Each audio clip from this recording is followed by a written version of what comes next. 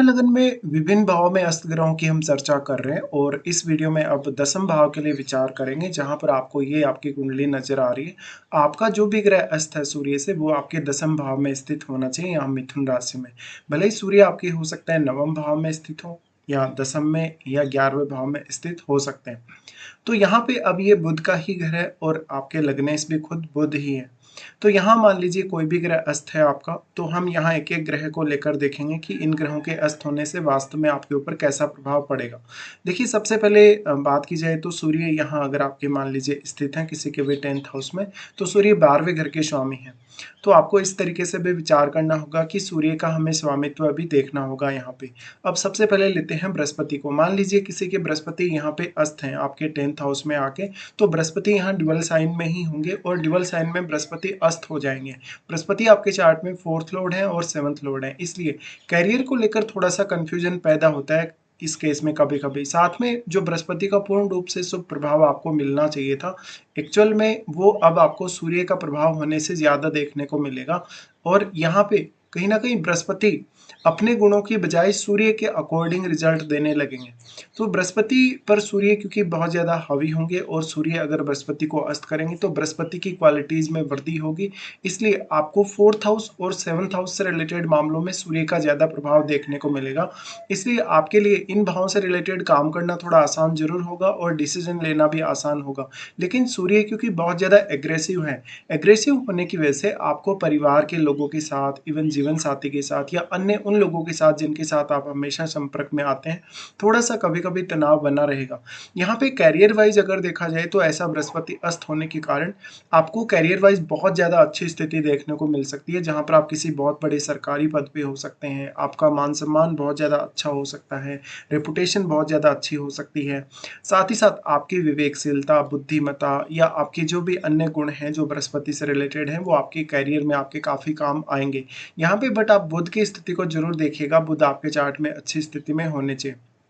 But यहाँ देखिए बृहस्पति अगर अस्त है तो निश्चित तौर पे ही सूर्य 12वें घर के स्वामी है और बृहस्पति का यहाँ आना कहीं ना कहीं आपको फॉरेन से कनेक्ट कर सकता है सूर्य से अगर बृहस्पति अस्त हो जाए। इस केस में अगर आपका फॉरेन से कोई भी कनेक्शन बनता है या ऐसा कोई कनेक्शन जिसमें आप 12वें भाव से रिलेटेड काम कर रहे हैं आपके प्रोफेशन के तौर पर, तो वो भी संभावित है। फिर हम यहाँ पे लेते हैं शनि को। शनि मान लीजिए यहाँ पे आपके अस्त हो जाते हैं सूर्य से आपके 10th हाउस में, तो आपको फालतू की मेहनत नहीं करनी होगी, कैरियर में स्टेबिलिटी भी होगी और मान सम्मान और प्रतिष्ठा भी होगी। अब शनि को अगर देखा जाए तो शनि आपके चार्ट में 5वें और 6ठे घर के स्वामी बनते हैं, तो इन भावों से रिलेटेड डिसीजन लेना और इन भावों से रिलेटेड काम करना आपके लिए काफी ज्यादा आसान होने वाला है। साथ ही कैरियर की रिगार्डिंग ये सबसे ज्यादा अच्छी स्थिति हो सकती है। अब आपको ये देखना होगा कि बुध भी आपके चार्ट में अच्छी स्थिति में हो या फिर बुध का संबंध भी अगर 10th हाउस से बन रहा है तो ये ज्यादा अच्छा है। शनि यहाँ पे अस्त हो जाते हैं तो उस केस में कहीं ना कहीं कैरियर को लेकर मान सम्मान और प्रतिष्ठा आप में ज्यादा देखने को मिलेगी और आप में डेडिकेशन भी ज्यादा देखने को मिलेगा। कैरियर में सेटल होने में आपको उतना ज्यादा डिले नहीं होगा और सरकारी तौर पे आपको बहुत ज्यादा जो कहीं ना कहीं समर्थन मिलना चाहिए या सरकार की तरफ से जो भी आपको सपोर्ट मिलना चाहिए कैरियर में वो भी मिलेगा। तो सूर्य के यहाँ प्रभावी हो जाने के कारण आपको उतना ज्यादा अब एफर्ट लगाने की आवश्यकता नहीं रहेगी समय बीतने के साथ साथ। भले ही शुरुआत में आपने ज्यादा मेहनत की हो अपने करियर को बनाने के लिए या ज्यादा स्ट्रगल भी कभी कभी किया हो। इस केस में अब देखा जाए तो सूर्य और शनि दोनों ही आपके 4th हाउस रिलेटेड एक्टिविटीज को भी काफी प्रभावित करेंगे, पर शनि के यहाँ अस्त हो जाने के कारण वास्तव में आपकी कुछ अपेक्षाएं जो आपके कैरियर से जुड़ी हैं वो पूर्ण जरूर होंगी। साथ ही आपका अगर फॉरेन से कोई कनेक्शन बनता है कैरियर को लेकर तो वो भी कहीं ना कहीं आपकी लाइफ में या आपके कैरियर में बहुत बड़ा रोल प्ले करेगा। इसके साथ साथ आपको देखना होगा वास्तव में बुध का कनेक्शन इस हाउस से बनता है या नहीं, दृष्टि संबंध हो चाहे यहाँ प्लेसमेंट हो बुध का, तो ये आपके लिए फिर और भी ज्यादा अच्छा हो जाएगा। मंगल को अगर हम लेते हैं तो मंगल यहाँ पे फिर आपके 10th हाउस में आ जाएंगे, वो बुध के घर में स्थित होंगे। मंगल आपके चार्ट में 3रे घर के स्वामी है और मंगल एक फायरी प्लैनेट है। फायरी प्लैनेट होने के केस में अब आपको ये समझना होगा कि सूर्य अगर मंगल को अस्त कर रहे हैं तो मंगल और भी ज्यादा यहाँ प्रभावी तौर पर सामने आएंगे। तो आप में एग्रेशन बहुत ज्यादा होगा, अपने काम के प्रति डेडिकेशन बहुत ज्यादा होगा और धैर्य की कमी होगी।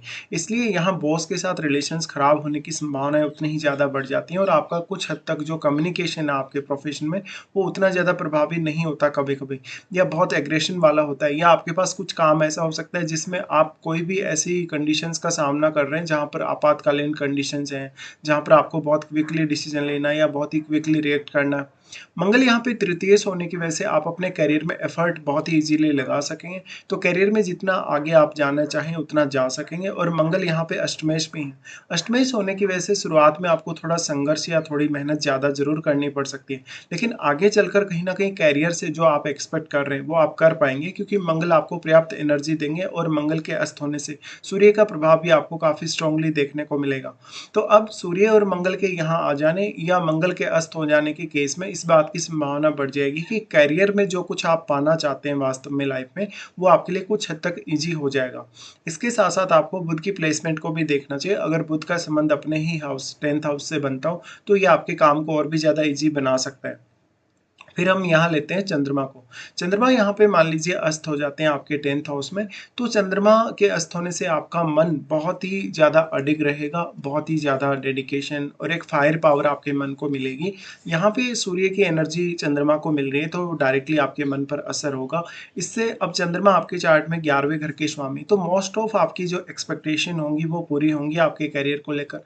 साथ-साथ में आपके बहुत सारे ऐसे विचार जो करियर को लेकर आपके मन में चल रहे हैं, जिस प्रकार की आप सोच रखते हैं अपने करियर को लेके, या जिस प्रकार की कल्पनाएँ आप कर रहे हैं, उनको आप मूर्त रूप दे सकते हैं।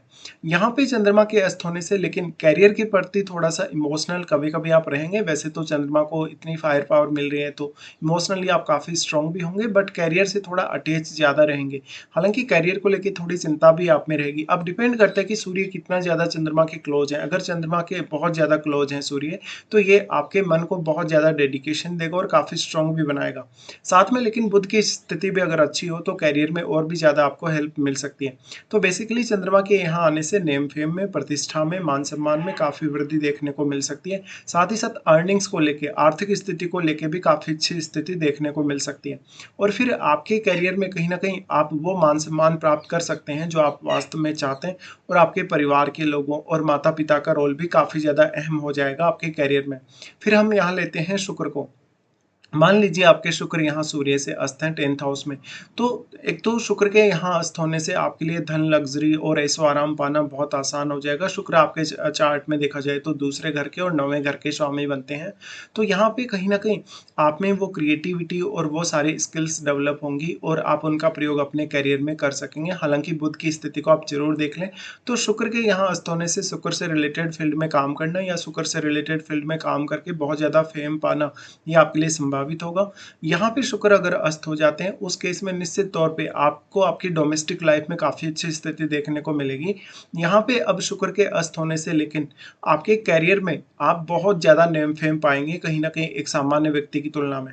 तो शुक्र के अस्त होने से बेसिकली आपको शुक्र रिलेटेड कार्यों पर ही ज़्यादा फ़ोकस करना चाहिए। जैसे आप कोई एक्टिंग वगैरह में हैं, फ़िल्म इंडस्ट्री वगैरह में काम कर रहे हैं, या अदर कोई भी अपनी स्किल्स के तौर पे आप ऐसा काम कर रहे हैं, जहाँ पर आप अपनी वाणी का टैलेंट यूज़ कर रहे हैं, वाणी से रिलेटेड क्रिएटिविटी को यूज़ कर रहे हैं किसी भी तरीके से। तो यहाँ पे आपकी हॉबीज़ और आपके टैलेंट का जो इम्पोर्टेंस है वो आपके करियर में ज़्यादा होगा। फिर यहाँ पे शुक्र के अस्त होने से कहीं न कहीं इसका असर आपके मैरिड लाइफ़ और आपकी पार्टनरशिप वगैरह या आपके जीवन साथी पर भी पड़ेगा। तो हो सकता है जीवन साथी आने के बाद शायद आपका करियर उतना ज़्यादा बेहतर हो सके जितना आप चाहते हैं। फिर यहाँ पे शुक्र नवन 9th हाउस के लॉर्ड है, तो 9th हाउस के लॉर्ड होने से कहीं न कहीं भाग्य भी आपका पूर्ण रूप से यहाँ साथ देगा। उसके बाद हम देखते हैं बुध को। मान लीजिए किसी के बुध ही यहाँ अस्त है, तो बुध के अस्त होने से यहाँ काफ़ी इंटरेस्टिंग स्थिति बन जाएगी। मोस्टली अगर देखा जाए तो बहुत लोगों का बुध ही आपको अस्त देखने को मिल सकता है।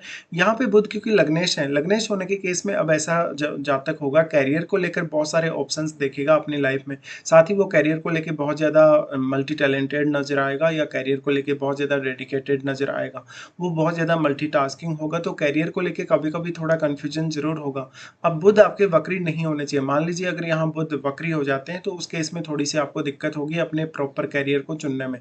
लेकिन मान लीजिए आपके बुध सिर्फ अस्त ही हैं, अस्त होने के केस में आपके लिए खुद को जानना, पहचानना और करियर में आगे बढ़ना आसान हो जाएगा, क्योंकि अपनी एनर्जी सूर्य यहाँ बुध को प्रोवाइड कर रहे हैं और बुध आपको खुद को ही रिप्रेजेंट करते हैं। इसलिए ये स्थिति आपके लिए और भी ज़्यादा बेहतर रिजल्ट्स ला सकेगी। तो यहाँ पे मोस्ट ऑफ केसेस में आपके लिए अगर शुक्र अस्त होते हैं 10th हाउस में या बुध अस्त होते हैं तो आपके नेम फेम या आपकी प्रसिद्धि की संभावनाएं उतनी ही ज़्यादा प्रबल होंगी।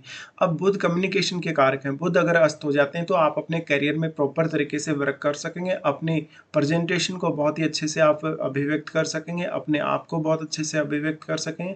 तो करियर में कोई भी पर्टिकुलर आप करियर चुनते हो भले ही, उसमें काम करना आपके लिए थोड़ा ईजी ज़रूर होगा। इसके साथ ही लेकिन अब आपको दूसरे ग्रहों का प्रभाव भी देखना चाहिए कि आपके 10th हाउस में या तो कोई अन्य ग्रह स्थित है या कोई भी ग्रह की यहाँ दृष्टि हो सकती है आपके 10th हाउस पे। वैसे यहाँ बुध को ही सबसे ज़्यादा स्ट्रॉन्ग माना जाएगा और सूर्य का प्रभाव बुध पर है, तो सूर्य यहाँ 12th हाउस के लॉर्ड भी हैं।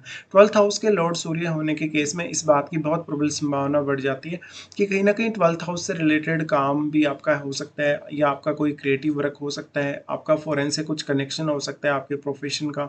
तो इस तरीके से आप यहाँ अपना करियर निर्धारित कर सकते हैं और बहुत ज़्यादा नेम फेम पा सकते हैं।